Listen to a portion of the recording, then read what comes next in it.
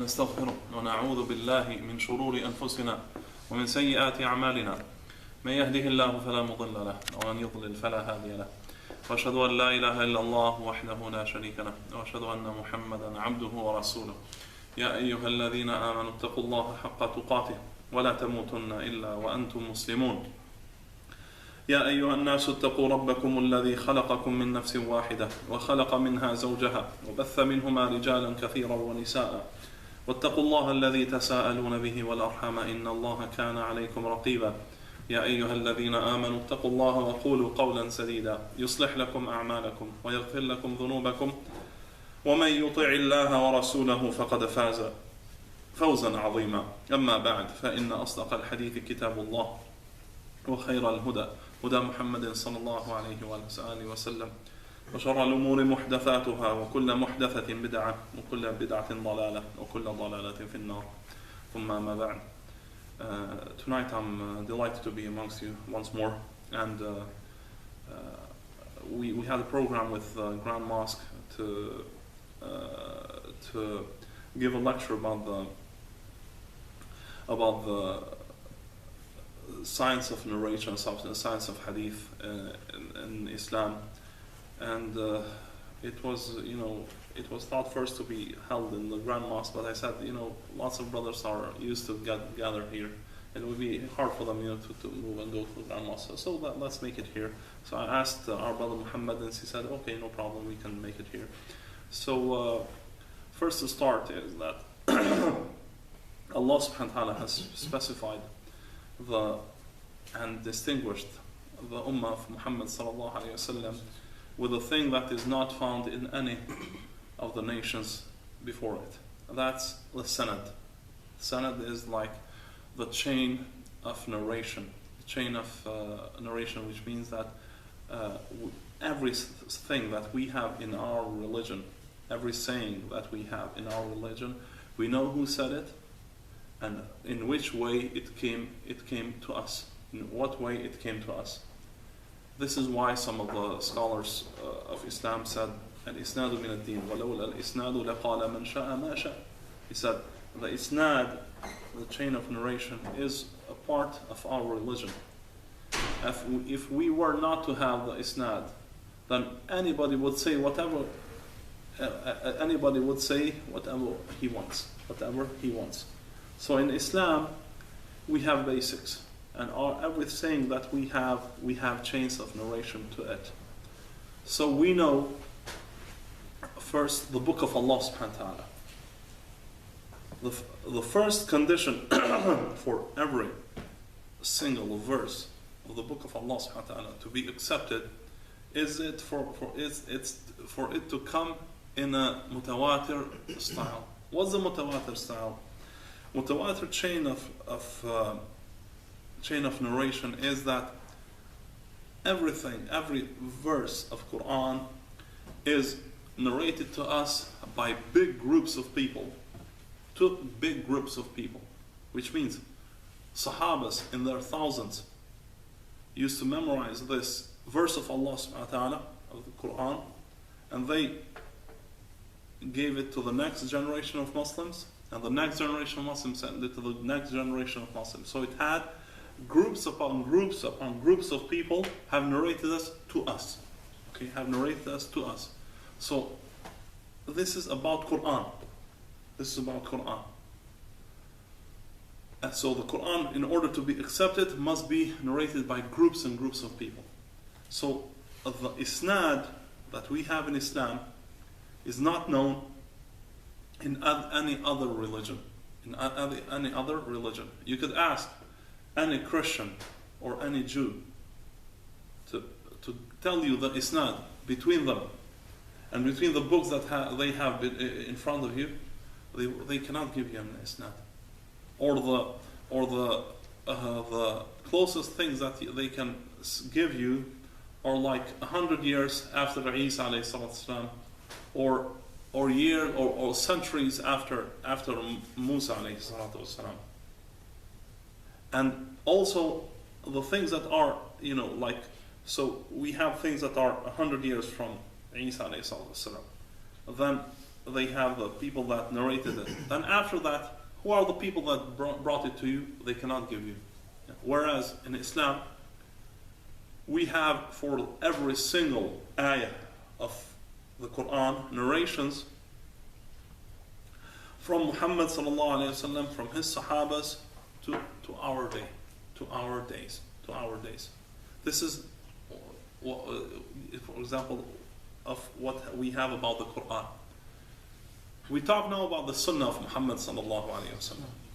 The Sunnah of Muhammad sallallahu alaihi wasallam was preserved by Allah subhanahu wa ta'ala in the same way as the Quran was preserved. Allah subhanahu wa ta'ala took upon himself and said, "Inna nahnu nazzalna dhikra wa inna lahu lahafidhun." Verily, we have sent down the dhikr. Dhikr means the Quran and the Sunnah of Muhammad sallallahu alaihi wasallam. Okay, and we verily are the ones that will preserve it, that will protect it. So, how did Allah subhanahu wa ta'ala protect Quran and protect the Sunnah of Muhammad sallallahu alaihi wasallam? Allah protected it by narration, by isnad, and by people of knowledge. By people of knowledge that have worked for that. Quran, there are no doubts about Quran. There are no doubts about any single verse of Quran. Whereas the Sunnah, we have to work more on it. Because Sunnah, in order to be accepted, we don't have the condition of the tawatur, which means tawatur means for every single word of Muhammad sallallahu alaihi wasallam to be brought to us by large groups of people. Whereas, you must know that narration is either mutawatir or ahad, which means either centered by big groups of people or ahad, which means sometimes its groups are smaller than that. So hadith can be mutawatir, which is groups upon groups of people, or can be ahad, which means that during the chain of the narration there must be some chains of it. Maybe one person was in that line, in the line of narration. So there are hadith that were narrated to us by one person from Muhammad sallallahu alaihi wasallam. For example, we have hadith إنما الأعمال بالنيات, which is one of the best known hadith. إنما الأعمال بالنيات. Verily, things are based on the intention. And intention is the hadith that was narrated from Umar radiallahu anhu. And none of the Sahabas has narrated that hadith except Umar radiallahu anhu. From the Tabi'een, the second generation, none. There's only one person that narrated it to us. The third generation also, only one person. After that, lots of people narrated it from them. So this hadith is ahad. But when we go and look at the people that have narrated that hadith, we look at every person that has been in that chain of narration, and we know about every person who that person was. Who did he? First, we go to the highest level of narrators, who were the Sahabas of Muhammad sallallahu alaihi wasallam. The scholars of Islam have written lots of books to tell us about the Sahabas of Muhammad sallallahu alaihi wasallam, about each and every one of them that we know. Some of the Sahabas of Muhammad sallallahu alaihi wasallam used to narrate lots of hadith from Muhammad sallallahu alaihi wasallam, some of them less.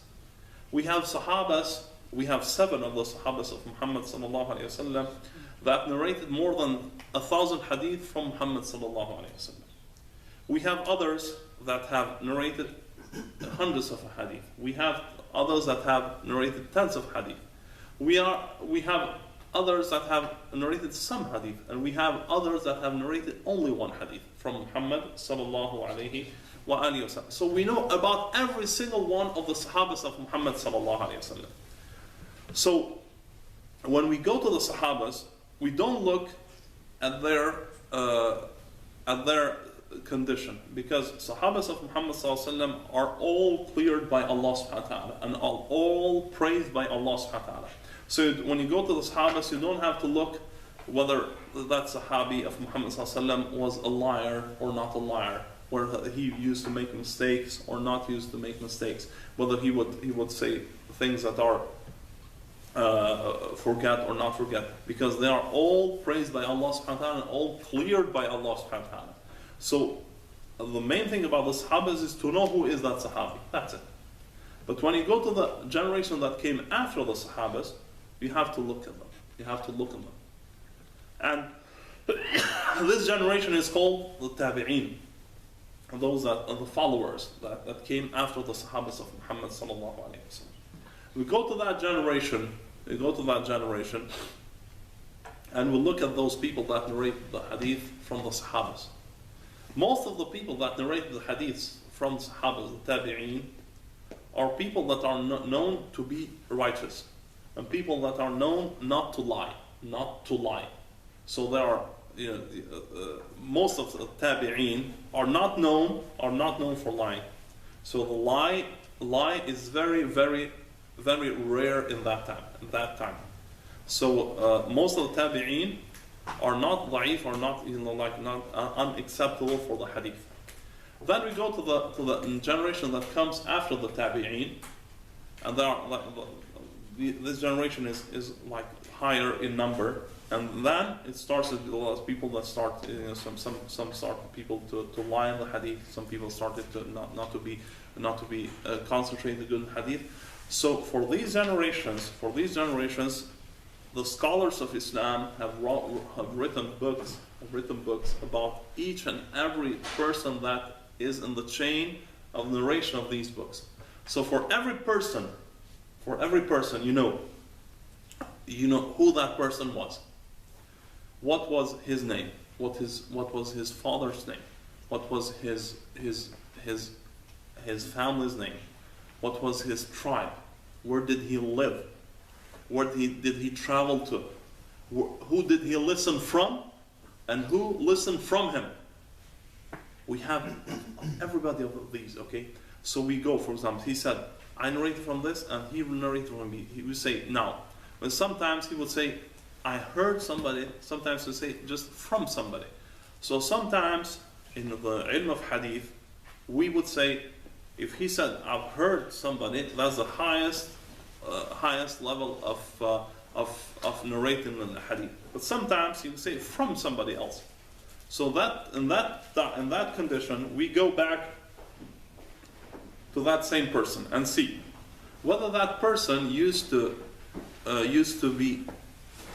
make tadlis or not. Tadlis means like trying to cover things. Okay, because sometimes there were persons that would narrate from somebody that is weak, okay, in hadith. So they would hide that person, okay, and would say just from the other one. So the scholars of hadith would know whether the person that said this thing met the other person or not. Sometimes they will say, did they live in the same place? There was a possibility of them to meet, or did they live at the same time, so that they had the possibility to meet. And there is, for example, Imam al-Bukhari, in order to accept one narration, he said that his condition is for these two persons to have a great sign, or to have knowledge of us that these two persons actually met for that hadith to be accepted. So they must know that these two persons met in order for that hadith to be accepted. So in this way, Allah subhanahu wa ta'ala preserved for us the hadith of Muhammad sallallahu alayhi wa sallam. And during the third century of Islam, third Hijri, in the 200s of the Hijri calendar, most of the books of hadith were compiled. Especially the two Sahih, the two books of Sahih, which are Sahih Bukhari and Sahih Muslim. These two books, were written in order to gather the hadith that was only Sahih. That was only Sahih. And the Bukhari has the highest condition in the Hadith.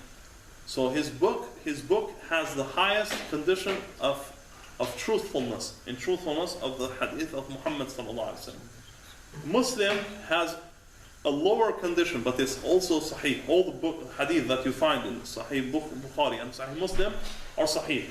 After that, we have the Sunan.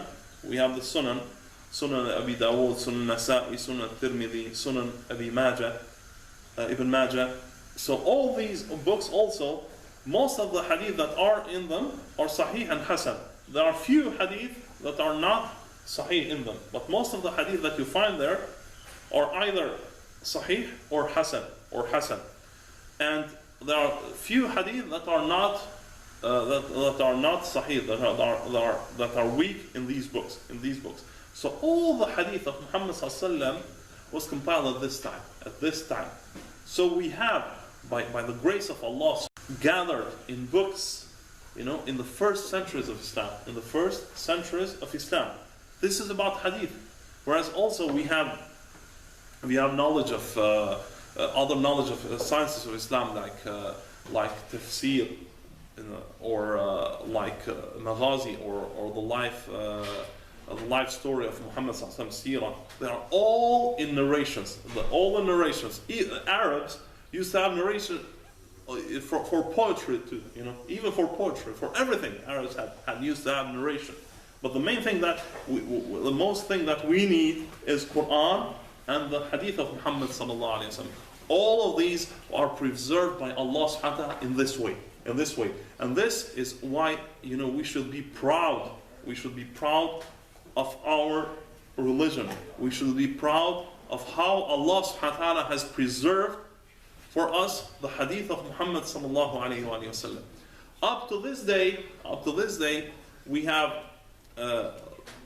because besides these books, there are other books of hadith that compile lots of hadith. So some books, had hadith that are sahih and da'if and not weak, and the other ways of hadith in it. So up to this day, we have scholars, Muslim scholars, especially hadith scholars, that work in the science of hadith, and work to tell us which hadith can be accepted, which hadith cannot be accepted. In this way, up to this day, this science, Allah subhanahu wa ta'ala has kept it to this day. And we have, and by Allah's grace, we had and we still have lots of scholars that work on it. And the most, maybe you all know him, the most known or most distinguished scholar in hadith was Shaykh Muhammad Nasiruddin al-Albani, who died like 16 years from now, rahimahullah. And he worked for more than 60 or about 70 years of all, his lifetime in the science of hadith, working the hadith for us. So this is was a brief lecture about the hadith of Muhammad sallallahu alaihi wasallam and how it was preserved to us, so that we know for everything in our religion how it came to us, and it's like Allah has this distinguished for us. We are proud to have it. We are proud to have it. And as I told you can ask any other from non-Muslims.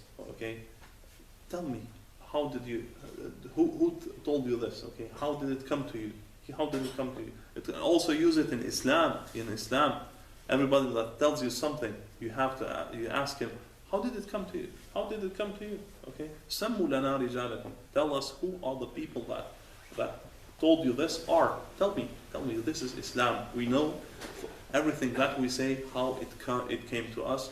Wallahu ta'ala alam, wa sallallahu wa sallam wa baraka ala nabiyyina Muhammadin wa ala alihi wa sahbihi wa sallam.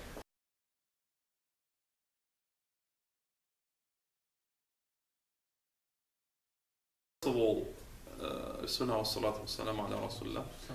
We have, in the Sahih Hadith, in the Sahih of Sunnah of Muhammad sallallahu alaihi wasallam, what is accurate.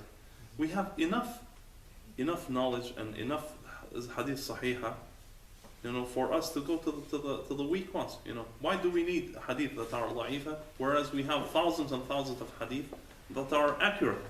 Okay, and about the hadith that you just spoke about, one of the signs of a weak hadith, or especially this hadith that is, it looks like a mawdu' hadith, that's just hadith that is that was put in Islam. It's not like hadith that is not accurate, or a hadith that is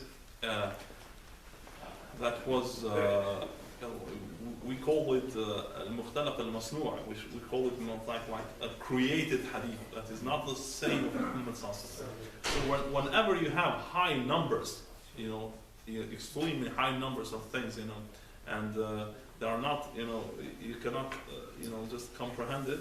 It's a sign of the hadith that is mawdu'. A sign of hadith that sign of the mawdu' hadith. Hada Abu Umar, hayyak Allah. A sign of hadith mawdu'. Okay. So first of all, as I told you, we have enough sahih hadith not to go to the other ones. The other thing is that when you some scholars have allowed for us to talk about or to use the da'if hadith in fada'il al-a'mal, which means in things that are extra, so like things that are like if you pray this and that rakat, you will have this and that reward, as things that are not in the basics of deen. But if you look at this hadith, and this hadith says to you, if you do this and that, or you don't do this and that, you will burn in hell for these thousands of years. Is it about basics or something extra? Burning in hell. Is it about basics or about extra things? It's about basics. It's about our belief. It's about our belief, because why do we do good things? For us to go to Jannah. Why do we stray away from bad things? For us not to go to hellfire. Okay, so this is the basics of our religion. Okay, so basics of our religion should be based on hadith that are sahih. And alhamdulillah, there are thousands upon thousands of hadith that are sahih. So we don't have to rely.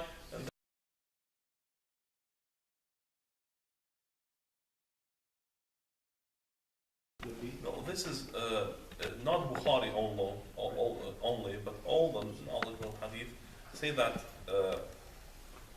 for a hadith to be sahih, it must be رواية العدل رواية التام الضبط متصل السند غير معلل ولا شاذ, which means that the hadith, in order to be sahih, must be narrated from somebody that is adl, that is correct, okay, or that is righteous, okay.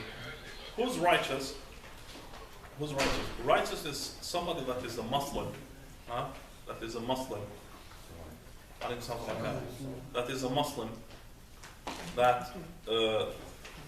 is not known to lie, that's not known to lie, okay, that is not known for bad things in his religion, okay, that is not known for doing things that are strange to his community, to his community, and he said, first of it, he says to promote that person to be righteous, adl. Tam al-dabt means that he must know completely what he memorizes, either memorized in his heart, knows by heart, or has written a book. For example, some ulama al-hadith would listen from their sheikhs, and they would write whatever they had. They had a book, okay. So this dabt, like their preciseness is either precision in memorization by heart, or precision of their book, okay. So in both cases, they must be completely precise, okay, not make mistakes, many mistakes, because everybody makes mistakes, but not lots of mistakes, okay. متصل السند, and the hadith must have also sanad muttasil, which means that this person heard from that person. Okay, غير معلل ولا شاذ, which means it mustn't have an illah. Illah means like it means like ailment, like a thing that, for example, when you look, for example, this looks perfect, okay, but when you drink it, it may be poisonous, okay. So the ulama of hadith know the context of it, okay. So they say, for example, this hadith, it looks perfect, okay, but it has something secret, okay, that we take it away for that reason, okay, or not to be shadh, which means, for example, somebody has narrated something, but and he is strong in hadith, he's precise, but somebody that is more precise than him has narrated the opposite of what he says, or more or less that he says. Okay, that's shadh. Okay, that's shadh. It's called shadh in knowledge of hadith. And Bukhari had a special condition for the hadith to be sahih, which was that he had a condition that he had to have like they called it thubut al-liqa, which means that he had to have a confirmed meeting between the narrator and the one that he narrated from. Okay, he wouldn't. It wasn't sufficient for him, for them to live in the same period, for them to live in the same city or in the same country. Okay, no, he had to have a narration where it tells that I've heard from him, or they two met, or something like that, for them to confirm the meeting between them two. This is a special condition from Bukhari. This is why Bukhari has the highest condition of Sahih. Okay.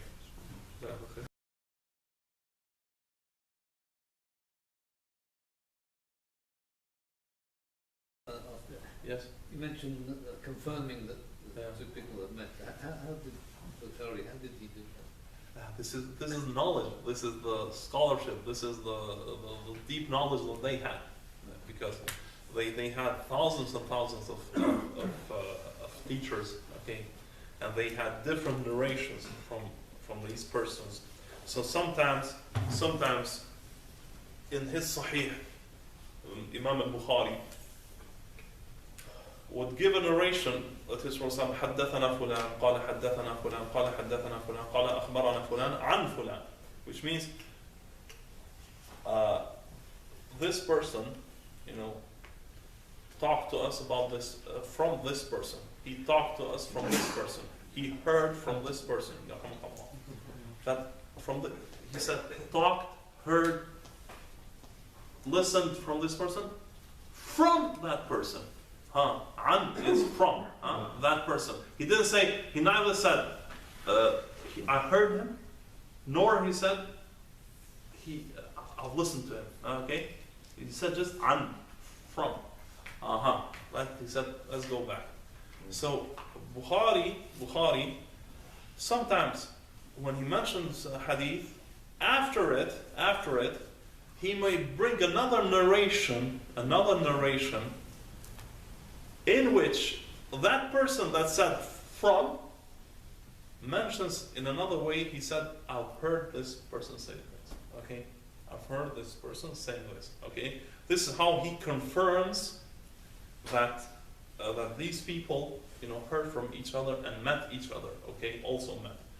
And other scholars of hadith say if a narrator of hadith is known not to lie, is known for being a righteous person, and has lived in the same town, and we have the possibility of them to meet, that's enough. And that's what most of ulama hadith, take for granted. Okay, whereas Bukhari said, no, my conditions are higher than this. My conditions are higher than this. Okay, this is why Bukhari has the highest position in hadith. Okay?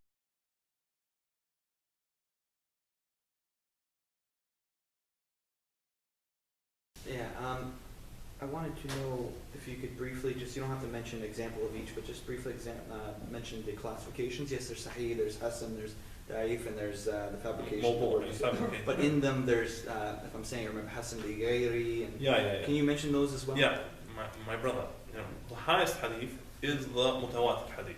You know, the highest hadith is mutawatir, which was narrated from groups of people to groups of people. Okay. The other one is hadith that is sahih. Okay, sahih, which means hadith that was narrated by a righteous person from another righteous person. Okay. That person must be complete in his precision, preciseness of hadith, okay, and doesn't have some strange ailment in it, okay, and is not shad, which means that it's not somebody that is more accurate than him. Didn't tell us something that is has different side. Okay, so this hadith is sahih. Okay, they said hadith Hasan is a hadith that, of the precision is not complete. It's not complete. It has like a bit, it has some weakness in it. Precision, preciseness is a bit weak, has some weakness in it. That's hadith is Hasan. Okay, that's Hasan li dhatihi, for itself. Hasan li dhatihi. But if the hadith is weak, for example, the narrator, has some problems in his preciseness, okay, and problems in his hearing or things like that, okay, it's hadith al-da'if. But if that hadith has many ways, many chains, okay, when these chains get together and each chain has like some weaknesses in it, if they get together, the hadith is called Hasan li Ghayrihi. Hasan for the other ones, okay? And if all the chains are not da'if, which means like very strange weakness, but the weakness is like low and like medium or moderate, okay?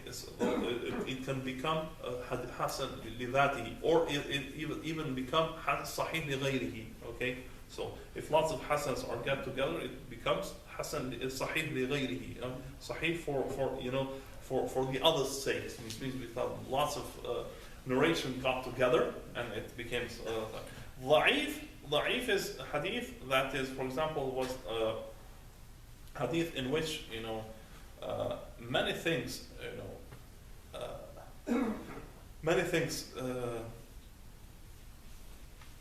happen for a hadith to be considered da'if. Okay, for example, a person is not righteous.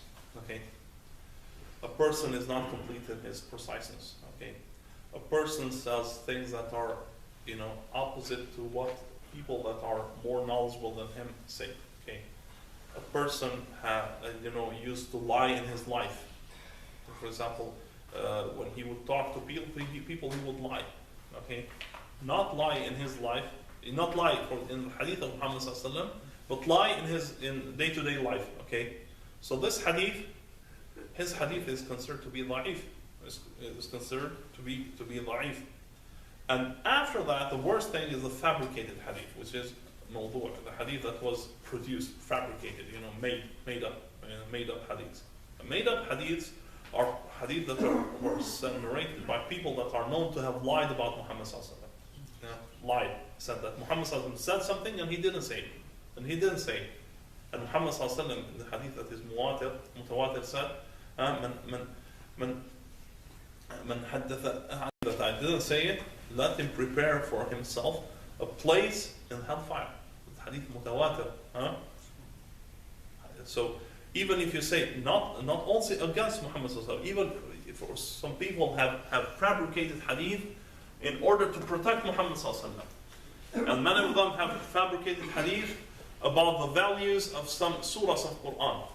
They said we intended for people to be more righteous and recite more from the book of Allah. So we fabricated hadith in order for people to recite more from them. No, we don't need it. We don't need, our religion is complete. We We don't need anybody to fabricate something about Muhammad sallallahu alayhi wa sallam. We don't need anything.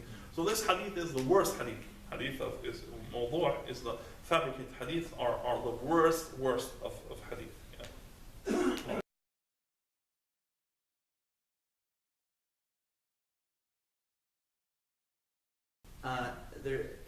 If someone says, there's Quraniyun, and they only believe in Quran, and say they see a Sahih or Mutawatir hadith, and they say this is, this is whatever, I don't believe it. Is this considered kufr or no? Yeah. Not to believe in the hadith of Muhammad sallallahu alaihi wasallam is a way to get out of the religion of Allah subhanahu wa ta'ala. Just if it's Sahih or any... No, and because Qur'ani, what does Qur'ani believe? Qur'ani believes that we have only the Qur'an. We don't need anything else, okay? So we'll ask the Qur'ani, do you pray? Okay? If he said that he prays, say, how do you pray? He will say, I pray 5 times a day. He said, okay, where do you find 5 times a day? You find it in Qur'an. 5 times prayers, you find it in Qur'an. Okay, tell him, how do you find that Fajr has 2 rak'ats, Dhuhr has 4, Asr has 4, Maghrib has 3, and Isha has 4. Where do you find it in Quran? You don't find it in Quran. Okay? You find it in Sunnah of Muhammad sallallahu alayhi wa sallam. Okay?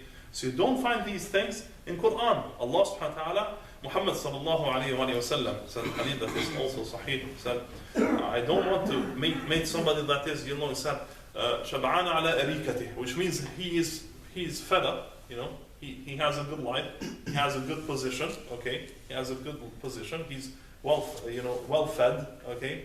He has a good position, he has a good nice place to sit on, and he said, whatever we find in Quran, that's it, okay? We don't need the hadith of Muhammad sallallahu alaihi wasallam. He said, Muhammad sallallahu alaihi wasallam, beware, because Allah subhanahu has sent down to me Quran and similar to it also. This Sunnah of Muhammad sallallahu alaihi wasallam. Because Sunnah of Muhammad sallallahu alaihi wasallam is also wahi from Allah subhanahu wa ta'ala. It is from Allah subhanahu wa ta'ala also. Muhammad sallallahu alaihi wasallam in many occasions, told us that. For example, there's a hadith in which Muhammad sallallahu alaihi wasallam was asked about the shaheed, the martyr of battle. He said, does Allah subhanahu wa ta'ala forgive the martyr everything? Muhammad sallallahu alaihi wasallam said, yes. Yes. Then he called, after a while, he called that person. He said, come here. He said, everything is forgiven to him except for dayn, which means the debt. Except the debt. Sarrani bihi Jibreel anifan. Jibreel just told me about it, I just heard Jibreel came to me and told me about that. Allah subhanahu wa ta'ala forgives the martyr, shaheed, everything except the debt. Okay? Sarrani Jibreel bihi anifan, And there are lots of conditions which Muhammad sallallahu alaihi wasallam was told by Jibreel immediately about the things that he said. Okay? So Allah subhanahu wa ta'ala, just as He protected Islam by Quran, He protected Islam by Sunnah of Muhammad sallallahu alaihi wasallam. So not to believe in Hadith is not to believe in Quran. Allah said, وَمَا آتَاكُمُ الرَّسُولُ فَخُذُوهُ وَمَا نَهَاكُمْ عَنْهُ فَانْتَهُوا. He said, whatever Muhammad sallallahu alaihi wasallam told us, take it. And whatever He's told you to stop from it, stop from it. So Allah subhanahu wa ta'ala, and also Allah subhanahu wa ta'ala, so if you believe only in Quran, you have not believed in Sunnah of Muhammad sallallahu alaihi wasallam. So it means that you have not believed in Quran. You don't believe in Quran if you don't believe in Sunnah of Muhammad sallallahu alaihi wasallam. Allah says, يا أيها الذين آمنوا أطيعوا الله وأطيعوا الرسول وأولي الأمر منكم فإن تنازعتم في أمر فردوه إلى الله والرسول إن كنتم تؤمنون بالله واليوم الآخر.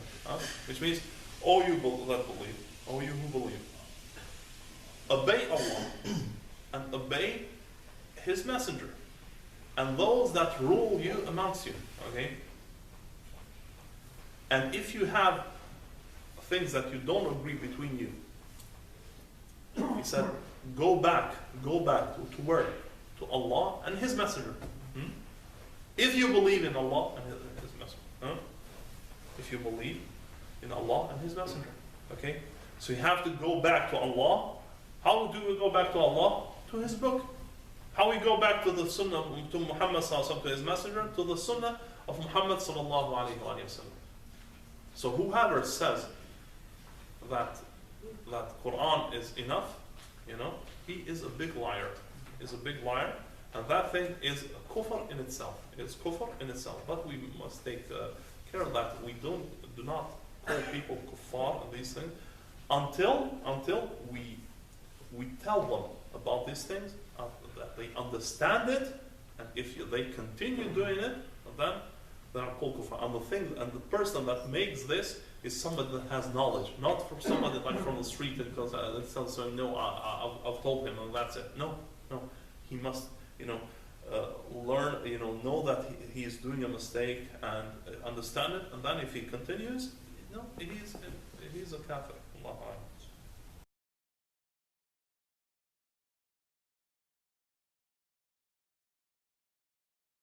There's a part like in the Masjid, subhanAllah, Hadith Sahahahu al-Albani. Yeah. Which is good, like it had been revised by al-Albani. Yeah. On most of car, it's there, like Hadith Sahahahu al-Albani. I mean, what's the story about such things? It is Hadith, yeah, but it had been revised by al-Albani. Yeah. Maybe you went away when we talked about this. The knowledge of the most of the books of hadith were compiled in the second century of Islam and the third one, okay, by the 240s, 250s. We have most of the hadith compiled in books, okay, and we have like Sahih Bukhari and Muslim, which are books that have only hadith that are Sahihah, okay. Then we have other books. We have like Sunan al-Nasa'i, Sunan al-Tirmidhi, Sunan Abi Dawud, Sunan Ibn Majah, okay. These books have hadith that most of them are Sahih and Hasan, and there are also hadith that are Da'if, okay. We have, for example, Musnad al-Imam Ahmad, which has more than 10,000 hadith, okay, which most of the hadith also are Sahih and Hasan in it, but some of the hadith there are Da'if. We have like Musannaf Abdul Razzaq, Musannaf Ibn Abi Shayba. These books have thousands and thousands of hadith, okay? And but these ulama have not put a condition on themselves to put every Sahih hadith in it, okay? So we need scholars to tell us which hadith from them is Sahih and which one is not Sahih, okay? And one of the scholars that has worked a lot in it was Shaykh Muhammad Nasiruddin al-Albani, who was born in Albania in 1912, okay? And then he moved, his father made hijrah from Albania to Sham, okay, in 1927, when he was 13, okay, like that. And they moved to Sham, and he lived in Dimashq, okay, for most of his life, and he was a great scholar of hadith, okay, a great scholar of hadith. He put more than 60 years of his life in the hadith of Muhammad sallallahu alaihi wasallam, and he write books about which hadith he had a big project which he called Taqrib al-Ummah Taqrib al-Sunnah Bayna Yaday al-Ummah, which means to approach, make the hadith, approach to the people, to the Ummah of Muhammad, Sunnah of Muhammad sallallahu alaihi wasallam, because until recently, until some time, people used just to say, mention any hadith and say hadith sharif. That's it. Okay, and that hadith might be sahih, might be hasan, might be da'if, might be fabricated. Okay, mawdu'. So we need the scholars of hadith. Allah subhanahu wa ta'ala protects the deen by the scholars of hadith, okay? So the scholars tell us, this hadith is sahih. This hadith is not, it's not sahih. So we don't have to work with it because we have lots of hadith that are sahih, so we don't need it. We don't need it. So this is why so he has become very popular, rahimahullah, because he worked a lot in hadith and he, spent all of his life in hadith. One of the beautiful things about him is that, for example, there was a library called Al-Maktab al-Zahiriyya in Damascus, and that library had thousands and thousands of manuscripts of hadith. And Shaykh al-Albani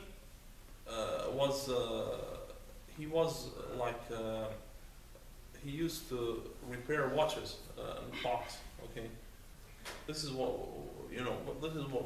he used to work for his life, and he liked the knowledge of hadith and the science of it. So he would go to the Maktab al-Zahiriyya, to this library, and stay there for hours and hours and hours and hours until they gave him the key to the library. Okay, and he made how do you call fihrist? An index of the books that are in that library. That are thousands of manuscripts that even the people that used to work in it didn't do it. So they gave him the key to the library, and he used to stay there for like more than 10 hours a day. 10 hours a day. He would work at his watch shop for like 2 or 3 hours a day, just to have enough to feed his family. And the other part of the day, he would go and work at the library. Nobody would pay him, nothing. He would stay 10, 12, 14 hours a day just in the library. Okay, so this is how he got the knowledge of hadith from manuscripts in books that are very, very hard to read and very hard to so he got all the hadith from them, and he complied with lots of books that are very beneficial. Very beneficial.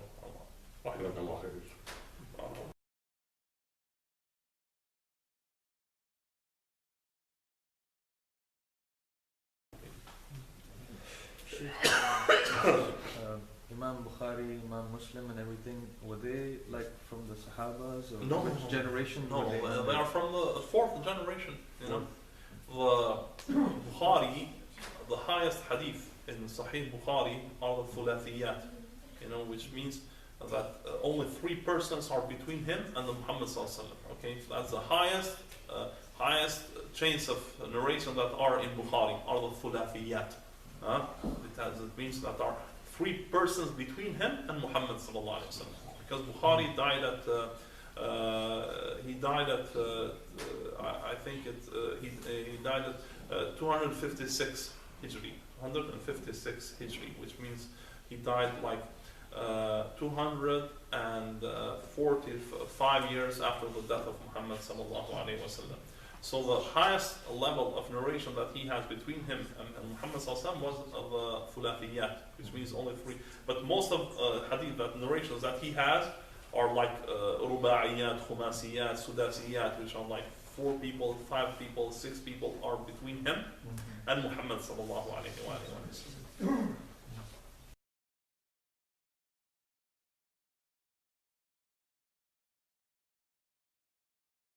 When you're reading hadith, how do you know what's fard over, what's not, in terms of, from a regular Muslim standpoint, when you're reading hadith, how do you take this information and know what are the things that well, alhamdulillah, today it's easy, alhamdulillah, it's easy. For example, most of books are revised and you have good reasons. So if the hadith is in Bukhari and Muslim, you don't have to take care of it, okay? If a hadith is like it's narrated from like Muslim Imam Ahmad or Sunan Abi Dawud, Sunan Tirmidhi, Sunan Nasai, Sunan Ibn Majah, most of the hadith there are either Sahih or Hasan, okay? There are less like a small percentage of the hadith that you find there are not are weak, are weak. So most of the hadith that you find there are. So alhamdulillah, most of the books that are written today, are have people tell you on the footnotes which hadith are is. And if you find, for example, hadith that Shaykh Al-Albani says that it was sahih, so on, you know that it's sahih.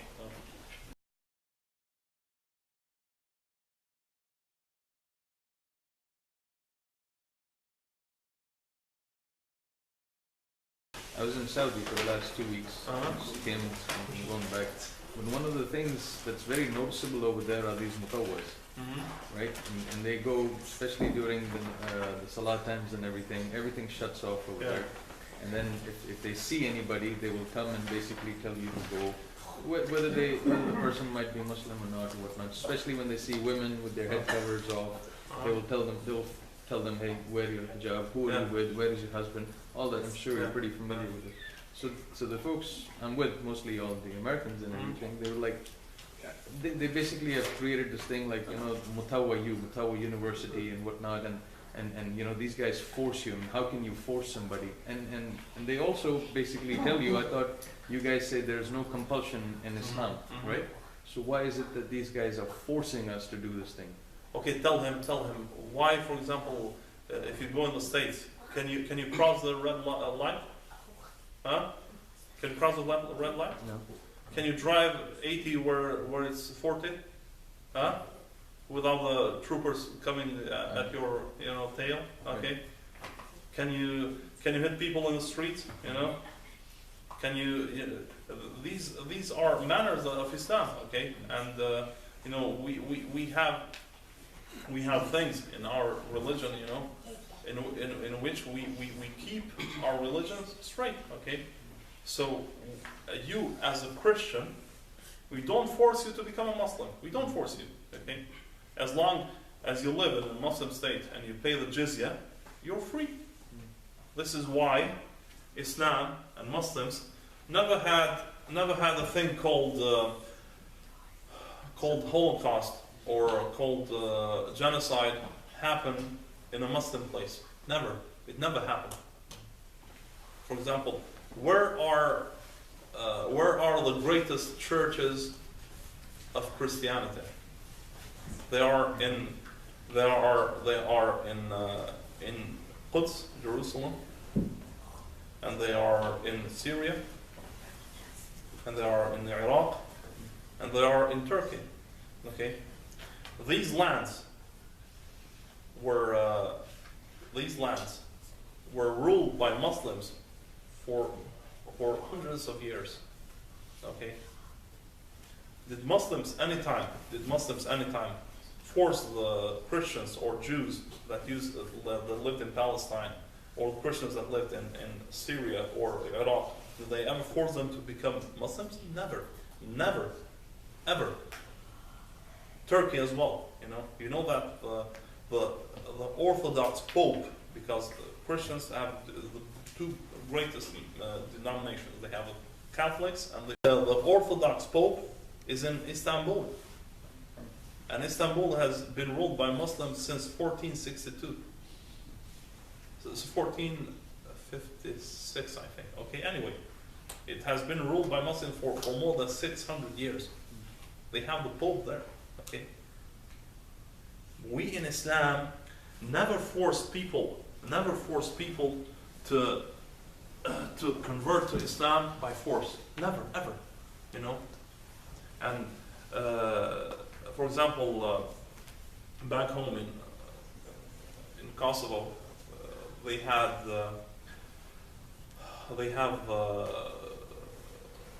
the Serbian Orthodox Church. Okay. Our countries was for like more than 600 years under the Muslim rule. Yet all the churches that they had, they still have it. Okay? Nobody forced them to become Muslims. Nobody. You have Andalus, Spain, Muslim Spain. Spain was for more than 8 centuries a Muslim land. During that time, Muslim, Jews, and Christians used to live under Islamic rule. Were the Jews and Christians forced to become Muslims? Never, ever. Whereas at the other side, when Christians, conquered Spain, what did they do? They had the Inquisition, which never happened in Islam. They had Inquisition, which means that all Jews and Christians and Muslims were wiped out of Spain. Where did they go? They go to Muslim lands. Do you know that you still have Jews that have migrated to Muslim lands and still live in Turkey from the times of Inquisition? Now. No? And then, for example, when you have the Crusades, the Crusaders conquered Quds, Jerusalem, for 92 years. 92 years. They had Quds in their hands. During that time, Masjid al-Aqsa was turned into a garbage pit, okay, and a place to put pigs, okay, and no adhan was called for 92 years, okay, and all Muslims were massacred in Quds. All of them were massacred in Quds, okay. So when Muslims liberated once more Quds, did they do the same thing to Christians? No. They even left their churches there. They still have their main churches there from that time. Okay? Muslims never had this thing. No, never had these things. Okay? Never had these things. Okay? Wherever non-Muslims did these things, they did, and they tried to force people to become Christians, to become Jews. They ethnically cleansed Muslims from the lands that Muslims used to live. Whereas Muslims never did that. Never did it in their history. Okay? Because when you are a Muslim, you have to obey Islamic law. Whereas if you're a Christian, you are not forced to become, or a Jew, you're not forced to become a Muslim. No. But you have certain rules that you have to obey. But nobody forces you to become a Muslim. Nobody. Never, ever. Okay? So when you become a Muslim, you must play by Islamic rules. So one of the rules is that men should pray in the masjid, and the stores should be closed during the prayer. Okay?